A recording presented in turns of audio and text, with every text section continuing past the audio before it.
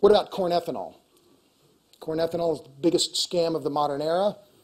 If we wanted to produce that much power using corn ethanol, we would need a land area to produce 2,700 megawatts again, a land area of 21,000 square miles, approximately the land area the size of West Virginia. Our entire history is about seeking density.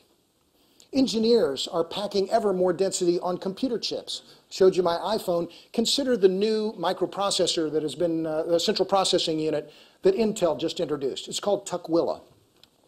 It has 2 billion transistors. I graduated from high school in Tulsa in 1978. At that time, the personal computer was just coming around. The brain of that personal computer at that time was the 8086 processor, also produced by Intel. Had 29,000 transistors.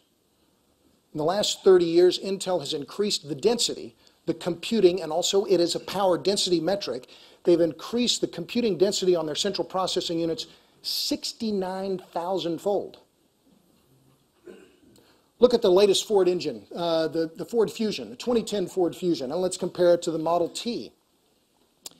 Henry Ford introduced the Model T in 1908. Had a 2.9-liter engine, produced 22 horsepower. The new Ford Fusion, 2010 Ford Fusion, base model, has an engine that produces 175 horsepower from a 2.5-liter engine. In about a century, the engineers at Ford have increased the power density 9 times, 9-fold increase in power density per liter displaced by their standard engine. And in doing so, they've increased the efficiency 50%. Even when it comes to nuclear waste, density is a virtue. Nuclear waste is the bugaboo of the green left, the Greenpeace, etc. This is the thing that hamstrings the Democrats and the Republicans alike when it comes to moving forward on nuclear policy in the U.S. The Obama administration canceled funding for Yucca Mountain. But the density of the nuclear waste, the high-level waste, is actually a virtue. You could take all of the high-level waste produced in the United States since the beginning of the commercial nuclear age in the United States, it would all equal about 60,000 tons. Stack it on a single football field, it would be a pile about 15 feet high on the football field. Now compare that to the coal-fired generation sector in the United States, which produces about 130 million tons of coal ash per year. In 1 year, the coal-fired generation business in the United States produces 2,200 times the solid waste that the nuclear industry in the United States has produced in 60 years. From the time of the cavemen to today, it has been a continuing pursuit of density, and more particularly, power density. And yet now, when it comes to energy production, we are told we should go the other way, toward low power density. Indeed, the spoken policy of Democrats and Republicans alike in some cases is this. They want to replace high power density sources that are dispatchable, reliable, and relatively low cost with low power density sources that are not dispatchable, highly variable, and high cost. This makes no sense. I'd call it insane, but it'd be an insult to crazy people.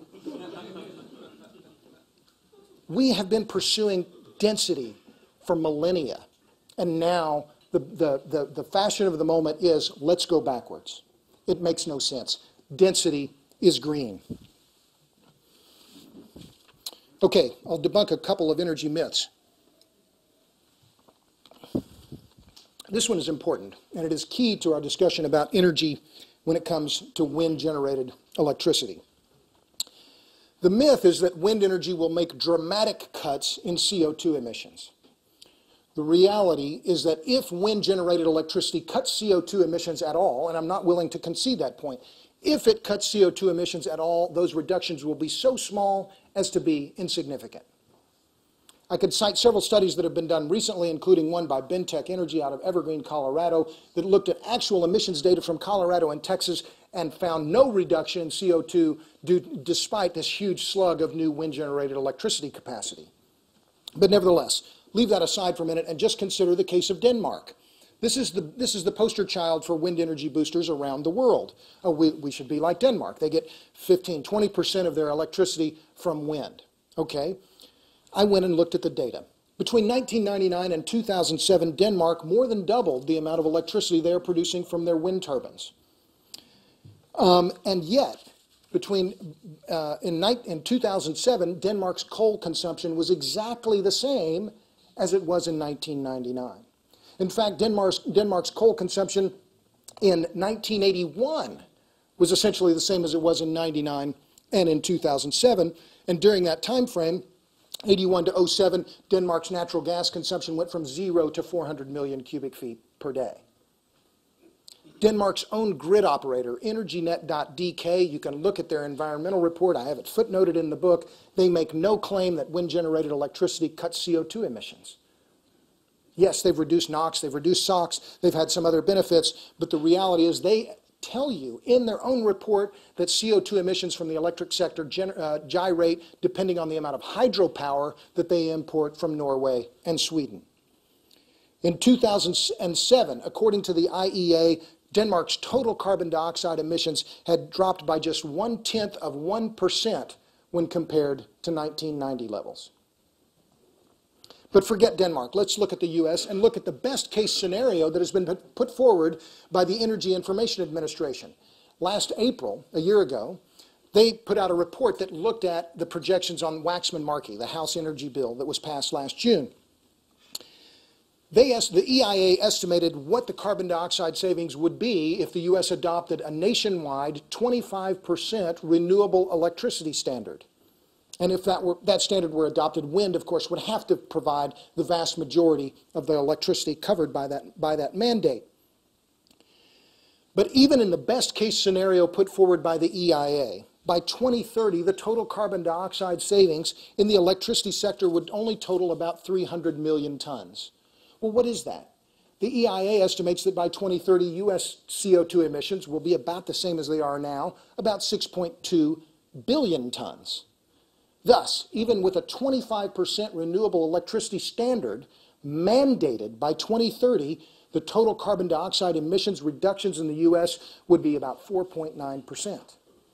That's not much when you think that the Obama administration is saying they want an 80% reduction in CO2 emissions by 2050. So what's the issue? Why aren't we seeing huge reductions in CO2 despite this massive embrace of, and massive subsidies and mandates for wind? There are two simple reasons. The wind is incurably intermittent. It must be backed up by conventionally fired generation units. Thus, those generation units, coal-fired, nuclear-powered, or gas-fired, must be either kept running or they must continually cycle.